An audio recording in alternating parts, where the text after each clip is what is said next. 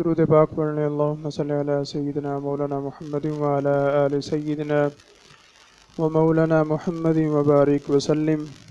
اعوذ باللہ من الشیطان الرجیم، بسم اللہ الرحمن الرحیم۔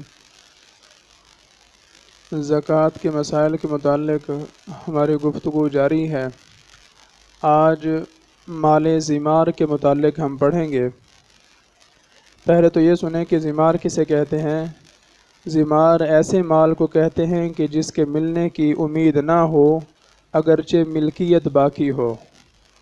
مال زمار ایسا مال ہے کہ جس کے ملنے کی بالکل امید نہ ہو اگرچہ ملکیت باقی بھی ہو تو وہ مال زمار ہے۔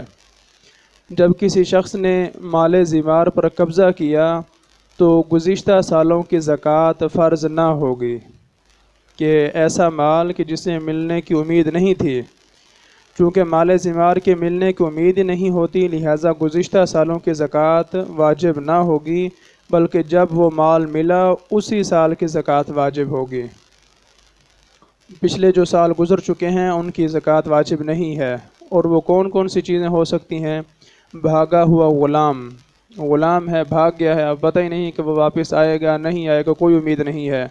گم شدہ غلام ہے، گم ہو گیا ہے، اس کی بھی کوئی خبر نہیں ہے کہ واپس ملتا ہے یا نہیں۔ غصب شدہ چیز جس پر گواہ نہ ہوں، ایک ہے کہ غاصب کے خلاف جو ہے گواہ موجود ہوں تو اس کے ملنے کی امید ہوتی ہے کہ گواہ موجود ہیں، گھیرا ڈال لیں گے اور غاصب کو جو ہے وہ اس سے چیز وصول کر لیں گے، وہ ایک الگ چیز ہے۔ ایک ایسی چیز کہ غاصب نے غصب کی ہے اور اس پر کوئی گواہ بھی موجود نہیں ہے اور اس کے ملنے کی امید نہیں ہے۔ دریا میں گر جانے والا مال، جنگل میں دفن کیا ہوا مال، بہت بڑی حویلی میں دفن کیا ہوا مال جس کی جگہ بھول گیا ہو، اور غنڈہ گردی سے چھینا گیا مال، نہ واقف شخص کے پاس امانت رکھا گیا مال، کہ امانت تو رکھی ہے لیکن بندہ واقف ہی نہیں ہے، اب پتہ نہیں وہ کون تھا، وہ ملتا ہے یا نہیں ملتا، اس کے ملنے کی کوئی امید نہیں ہے۔ اور ایسا قرض کہ جس پر گواہ نہ ہوں مال زمار ہے، کہ قرض تو دیا ہے لیکن اس پر کوئی گواہ نہیں ہے۔ گواہ نہیں ہے تو ممکن ہے وہ پرلا بندہ مال ہی نہ دے، وہ قرض واپس ہی نہ کرے، تو وہ مال زمار ہے۔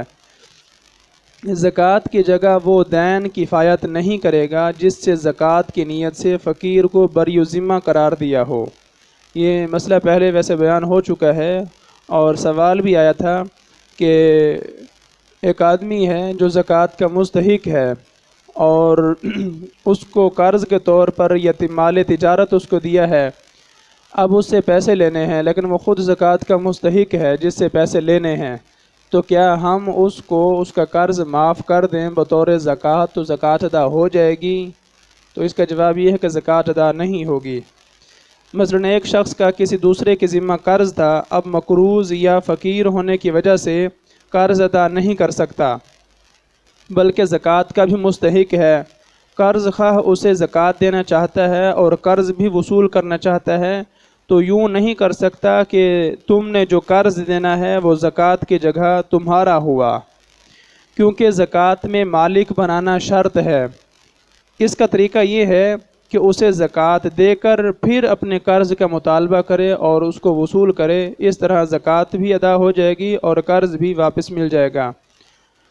سونے چاندی کی قیمت کے اعتبار کرتے ہوئے کوئی سامان یا کیلی اور وزنی چیز دینا صحیح ہے کہ زکوٰۃ کا حساب لگائیں، یعنی کسی کے پاس مثلاً 52.5 تولے چاندی ہے تو زکوٰۃ کی ادائیگی دو طرح سے ہو سکتی ہے، یا تو اس میں سے 40واں حصہ چاندی دے دے یا اس کی قیمت ادا کرے، اور قیمت کے مطابق 40واں حصہ رقم کی صورت میں یا غلے وغیرہ کی شکل میں دے، دونوں طرح جائز ہے۔ اور بہتر یہ ہے کہ فقیر کو جس چیز کی ضرورت ہے وہ اس کو مہیا کرنا، یہ زیادہ بہتر ہے۔ کہ سونا ہے تو سونے کا جناب 40واں حصہ آپ زکوٰۃ کے طور پر دے دیں، چاندی ہے چاندی کا جو ہے وہ 40واں حصہ زکوٰۃ کے طور پر دے دیں، یا ان کی قیمت جو ہے وہ ادا کر دیں، یعنی کہ قیمت کا فقیر کو وہ سامان لے کر دے دیں کہ جس چیز کی اس کو ضرورت ہے، یہ زیادہ بہتر ہے، لیکن طریقے سارے جائز ہیں۔ جیسے وجوب میں اس کا اعتبار کیا گیا ہے کہ چاندی جو ہے یعنی کہ قیمت کی بجائے سونا یا چاندی ہی دینا چاہتا ہو تو وزن کے اعتبار ہوگا۔ ایسا نہیں کر سکتا کہ قیمت لگا کر اس کے 40واں حصہ کی جتنی چاندی یا سونا بنتا ہے ادا کرے، ایسا نہیں، پھر وہ چاندی کے اعتبار سے ہی اس کا 40واں حصہ ادا کرے۔ اور ایسا نہیں کہ یعنی کہ سونے اور چاندی پر زکوٰۃ بھی وزن کے اعتبار سے ہی واجب ہوتی ہے، قیمت کا اعتبار نہیں ہوتا۔ قیمت تو کم اور زیادہ ہوتی رہتی ہے، لیکن وزن جو ہے وہ مستقل ہے، وہ برقرار ہے۔ اور اگر سونے اور چاندی سے زکوٰۃ ادا کرنا چاہتا ہے تو پھر قیمت کے اعتبار نہیں کیا جائے گا، وزن کے اعتبار کیا جائے گا، اور وزن کے اعتبار سے ہی وہ زکوٰۃ ادا کرے۔ سامان کی قیمت کو سونے چاندی کی طرف اور سونے کو چاندی کے ساتھ بطور قیمت ملایا جائے گا۔ مثلاً کسی شخص کے پاس سامان تجارت ہے جس کی قیمت 30 تولے چاندی بنتی ہے، اور اس کے پاس چاندی بھی ہے جس کا وزن 22.5 تولے ہے، تو یہ کل ملا کر جو ہے وہ 52.5 تولے چاندی نصاب بن جائے گا اور زکوٰۃ واجب ہو جائے گی۔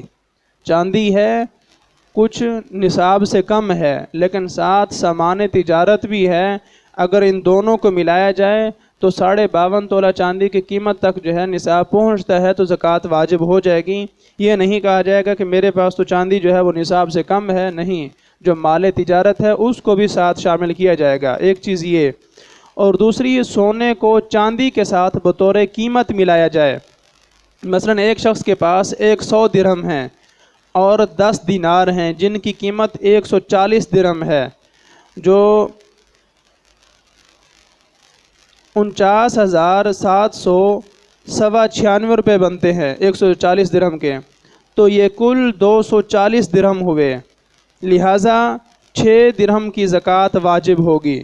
200 درہم نصاب ہے اور اس کے پاس جو ہے ٹوٹل ملا کر 240 درہم ہو گئے ہیں سونے اور چاندی کو ملا کر۔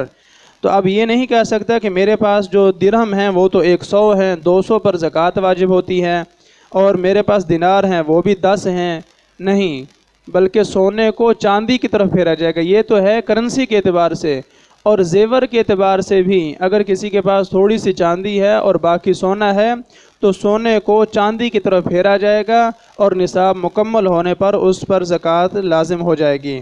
جس طرح 240 درہم بنے ہیں 10 دینار اور 100 درہم کے، تو اس پر جو ہے وہ 6 درہم زکوٰۃ واجب ہوگی، 200 درہم پر 5 درہم اور 240 درہم پر 6 درہم جو ہے وہ زکوٰۃ واجب ہوگی۔ سال کے دوران نصاب کا کم ہونا کچھ نقصان نہیں دیتا کہ سال کے آغاز میں جو ہے وہ مال زیادہ تھا، سال کے دوران کم ہو گیا، اب سال کے اختتام پر پھر زیادہ ہو گیا ہے۔ اب وہ یہ کہے کہ جناب میں تو سال کے اختتام پر زکوٰۃ ادا کرتا ہوں، یہ تو زیادہ بنتی ہے، جبکہ سال کے دوران جو ہے وہ میرا مال تجارت جو ہے وہ کم رہا ہے، تو اس سے کوئی فرق نہیں پڑتا، جو موجود ہے اس کی زکوٰۃ واجب ہوگی، بشرطِ سال کی دونوں طرفوں اول اور آخر میں نصاب مکمل ہو۔ اس کا نصاب مکمل ہونا چاہیے تاکہ سال جو ہے وہ مکمل گزر جائے۔ زکوٰۃ واجب ہونے کے لیے سال کے شروع میں اور وجوب ادا کے لیے سال کے آخر میں نصاب کا مکمل ہونا ضروری ہے۔ اب سال کے دوران بڑھ جائے یا کم ہو جائے اس سے کچھ فرق نہیں پڑتا۔ یہ تاجر حضرات خصوصی طور پر توجہ سے سنیں، دکاندار حضرات، سال کے دوران مال کم ہو بھی جائے تو اس سے فرق نہیں پڑتا۔ یہ نہیں کہیں گے کہ جناب ہمارا تو مال کم ہو گیا ہے لہذا ہم سے جو ہے وہ زکوٰۃ ختم ہونی چاہیے، نہیں، اول اور آخر میں زکوٰۃ کا نصاب مکمل ہے تو زکوٰۃ واجب ہے۔ اگر کوئی شخص تجارت کی نیت سے سامان کا مالک ہوا اور وہ نصاب کے برابر نہیں اور اس کے پاس کوئی دوسرا مال بھی نہیں، پھر سال کے آخر میں اس کی قیمت نصاب کو پہنچ گئی تو اس سال کی زکوٰۃ واجب نہ ہوگی۔ مثلا سال کے شروع میں اس کے پاس 100 درہم کا مال تجارت تھا اور اس کے علاوہ کوئی مال نہیں تھا جسے ملا کر نصاب مکمل کر لیا جاتا۔ اب سال کے آخر میں 200 درہموں کا مالک ہو گیا ہے، تو چونکہ نصاب پر سال نہیں گزرا لہذا زکوٰۃ واجب نہیں ہوگی۔ کہ سال کے اول میں اگر نصاب مکمل نہیں ہے، سال کے آخر میں نصاب مکمل ہو گیا ہے تو پھر زکوٰۃ واجب نہیں ہے۔ اگر سال کے اول میں نصاب مکمل ہے، سال کے درمیان میں نصاب سے کم ہو جاتا ہے اور سال کے آخر میں پھر نصاب مکمل ہو جاتا ہے تو پھر زکوٰۃ واجب ہو جائے گی۔ اللہ رب العزت کی بارگاہ میں دعا ہے کہ اللہ تبارک و تعالی ہمیں زکوٰۃ کے مسائل سیکھ کر اس کے مطابق عمل کی توفیق عطا فرمائے اور اس کے صدقے ہماری مغفرت فرمائے۔